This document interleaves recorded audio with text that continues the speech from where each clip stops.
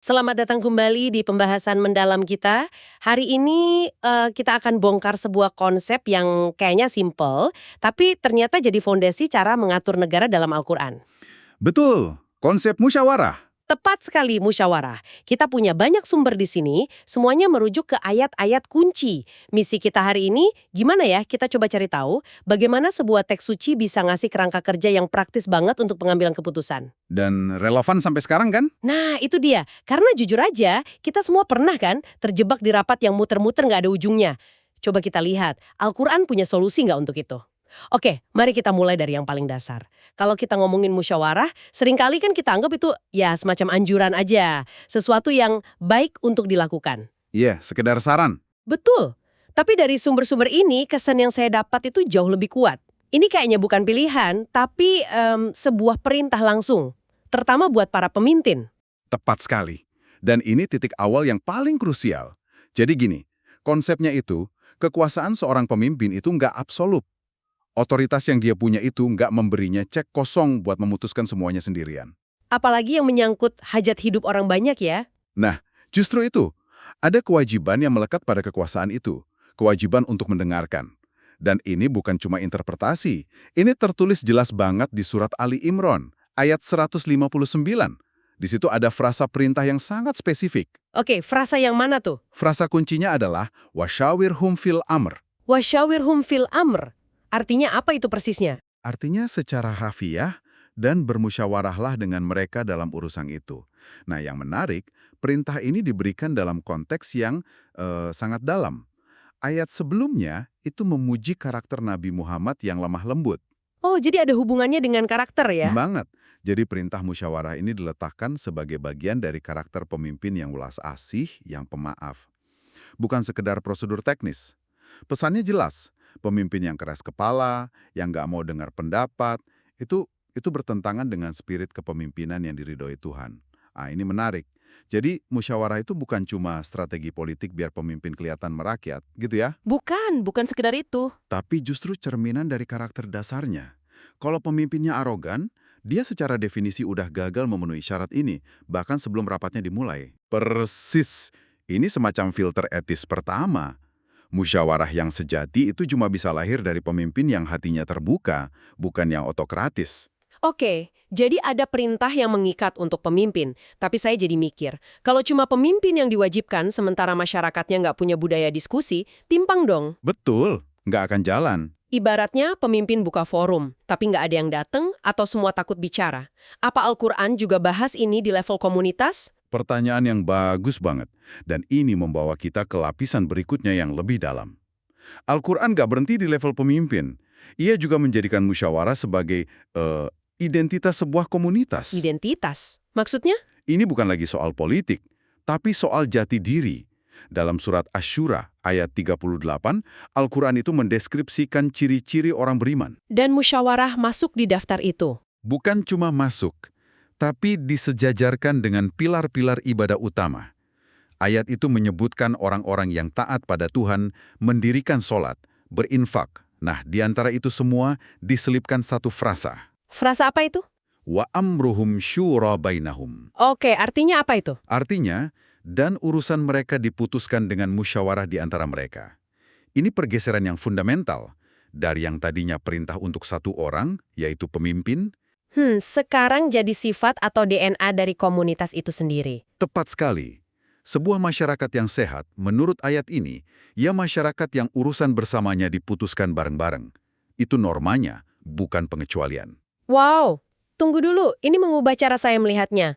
Kalau disejajarkan sama sholat dan infak, artinya kalau kita gagal berdiskusi secara sehat, itu bukan lagi cuma kegagalan politik atau manajemen. Bisa dibilang sebuah kegagalan spiritual komunitas. Wah, Iya, itu menunjukkan betapa seriusnya Al-Quran memandang partisipasi publik. Jadi masyarakat yang pasif, yang menyerahkan semua urusan ke segelintir elit tanpa ada ruang diskusi, pada dasarnya sedang kehilangan salah satu identitas keimanannya. jadi ada tanggung jawab ganda ya. Pemimpin wajib membuka ruang. Dan masyarakat wajib mengisi ruang itu secara aktif. Sistem yang saling mengunci. Oke, saya paham kerangka idealnya. Tapi sekarang kita bicara praktek. Masalah terbesar musyawarah di dunia modern kan kita tahu. Analisis paralysis. Diskusi yang nggak selesai-selesai. Betul, debat tanpa akhir dan akhirnya nggak ada keputusan yang diambil. Semua capek, nggak ada yang bergerak. Gimana Al-Quran memastikan proses ini nggak mandek dan benar-benar menghasilkan aksi? Nah, ini dia, keindahan kerangkanya. Al-Quran itu sangat realistis. Dia nggak cuma nyuruh orang diskusi, tapi juga nyiapin mekanisme buat keluar dari diskusi dan masuk ke tahap eksekusi. Jalan keluarnya gitu ya? Betul. Jawabannya ada di kelanjutan ayat yang pertama tadi kita bahas. Surat Ali Imran, ayat 159. Setelah perintah wasyawirhum fil amri, ada kalimat lanjutannya. Yang mana itu? Ayat itu berbunyi, فَإِذَا عَزَمْتَ فَتَوَكَّلْ عَلَى اللَّهِ. Oke, فَإِذَا عَزَمْتَ فَتَوَكَّلْ عَلَى اللَّهِ. Artinya, kemudian apabila engkau telah membulatkan tekad, maka bertawakallah kepada Allah. Di sini ada dua konsep kunci yang jadi mesin penggeraknya, azam dan tawakal. Oke, kita bongkar satu-satu. Azam itu apa? Azam itu ketetapan hati, tekad yang bulat. Ini momen ketok palunya. Setelah semua suara didengar, semua perspektif dipertimbangkan, pro kontra ditimbang, pemimpin setelah musyawarah harus tegas mengambil keputusan. Jadi nggak boleh ragu-ragu lagi ya? Nggak boleh. Inilah mekanisme anti-mandek yang ada di dalam sistemnya. Diskusi ada waktunya, keputusan pun ada waktunya. Lalu bagaimana dengan tawakal? Biasanya kita dengar kata ini dalam konteks pasrah kan? Nah, ini yang sering disalahpahami. Dalam konteks ini, tawakal itu bukan pasrah yang pasif. Justru sebaliknya, ini adalah bensin spiritual untuk mengeksekusi keputusan sulit. Bensin spiritual, maksudnya? Coba bayangkan Anda seorang pemimpin. Baru aja bikin keputusan besar setelah musyawarah sengit. Mungkin keputusannya nggak populer, mungkin risikonya tinggi. Pasti ada cemas kan? Pasti. Nah, tawakal di sini berfungsi sebagai jaring pengaman psikologis. Artinya, setelah Anda melakukan ikhtiar maksimal, yaitu bermusyawarah secara adil, Anda serahkan hasilnya kepada Tuhan. Jadi ini membebaskan pemimpin dari beban untuk harus 100% benar. Tepat. Manusia itu wajibnya berikhtiar. Hasil akhir bukan di tangan kita. Keyakinan inilah yang ngasih keberanian buat maju dan eksekusi keputusan, bahkan yang paling sulit. Jadi tawakal itu energi untuk bertindak, bukan alasan untuk diam. Jadi ini paket lengkap, partisipasi lewat musyawarah, ketegasan lewat azam, dan keberanian spiritual lewat tawakal. Alur kerjanya jelas banget. Betul. Kalau gitu mari kita tarik lebih jauh. Apa tujuan akhir dari semua proses yang lumayan rumit ini? Kenapa keadilan dan partisipasi begitu penting sampai diatur sedemikian rupa? Endgame-nya apa? Endgame-nya adalah menegakkan dua pilar utama tata kelola yang baik, amanah, dan keadilan. Amanah itu kan kepercayaan atau mandat publik ke pemimpin. Keadilan ya jelas, memastikan hukum nggak memihak. Nah, musyawarah adalah alat paling efektif untuk mencapai keduanya. Gimana musyawarah jadi alat untuk itu? Karena musyawarah, secara desain, adalah sistem anti-subjektivitas. Dia maksa pemimpin keluar dari gelembungnya sendiri. Tanpa musyawarah, keputusan seorang pemimpin itu rentan banget dipengaruhi ego, kepentingan pribadi, atau bisikan orang-orang di lingkarannya aja. Bener juga. Ini dijelaskan di surat An-Nisa ayat 58 yang memerintahkan dua hal, sampaikan amanat kepada yang berhak, dan apabila kamu menetapkan hukum di antara manusia, hendaknya kamu menetapkannya dengan adil. Saya lihat hubungannya. Jadi mustahil bisa adil kalau kita cuma dengar 1-2 suara aja. Musyawarah jadi cara untuk mengumpulkan data dari berbagai sudut pandang biar keputusannya seobjektif mungkin. Betul. Ini kayak mekanisme checks and balances yang terpasang di dalam diri pemimpin itu sendiri ya. Analogi yang sangat pas. Gimana seorang hakim bisa adil kalau dia cuma dengar satu pihak yang berperkara? Mustahil kan? Pemimpin itu hakim dalam urusan publik.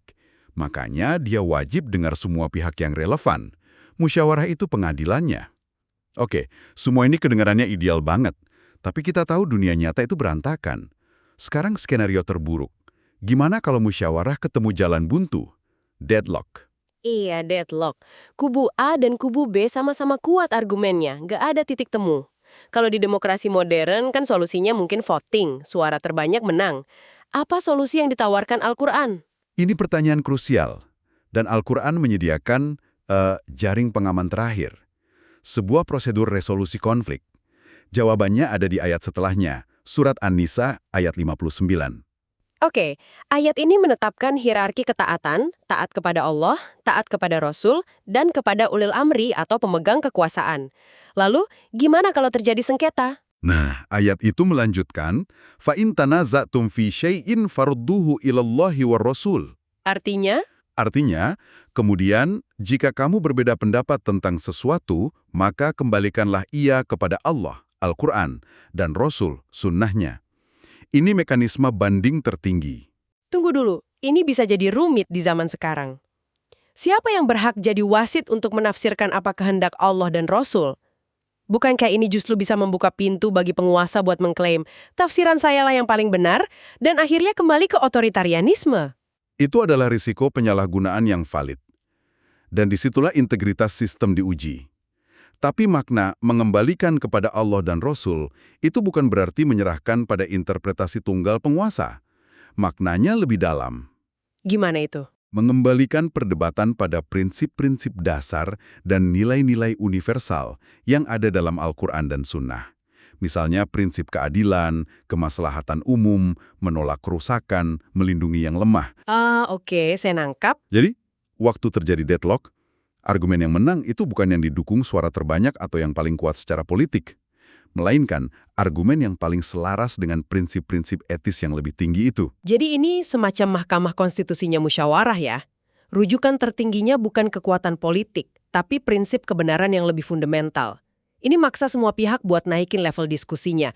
Dari sekedar saya mau ini jadi mana yang lebih adil dan baik untuk semua. Tepat.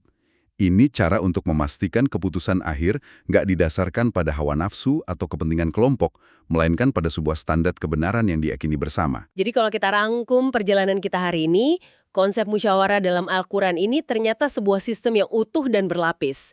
Dia partisipatif karena mewajibkan pemimpin mendengar. Dan komunitas berpartisipasi. Dia punya mekanisme aksi yang jelas biar nggak lumpuh. Dia etis karena tujuannya keadilan dan amanah. Dan dia akuntabel karena punya jaring pengaman untuk menyelesaikan sengketa. Rangkuman yang sangat baik. Ini benar-benar jembatan antara aspirasi manusia dengan nilai-nilai ilahiyah. Kerangka ini memang terlihat ideal di atas kertas. Dan setelah kita memahami betapa utuhnya sistem ini, tentu muncul sebuah pertanyaan lanjutan yang penting untuk Anda, pendengar kami, renungkan. Apa itu? Setelah kita melihat cetak biru yang begitu canggih ini, pertanyaannya jadi sangat praktis. Di dunia modern yang kompleks, di mana negara dihuni masyarakat majemuk, dan di mana rujukan tertinggi itu sendiri bisa ditafsirkan macam-macam. Tantangannya jadi besar ya? Besar. Pertanyaannya adalah, bagaimana kita bisa menerjemahkan prinsip-prinsip musyawarah yang partisipatif dan berkeadilan ini ke dalam institusi-institusi modern, parlemen, dewan kota, bahkan ruang rapat perusahaan, tanpa kehilangan ruh etis dan spiritualnya? Sebuah pertanyaan yang sangat relevan dan dalam untuk kita pikirkan bersama. Terima kasih sudah menyimak pembahasan mendalam kita kali ini. Sampai jumpa di lain kesempatan.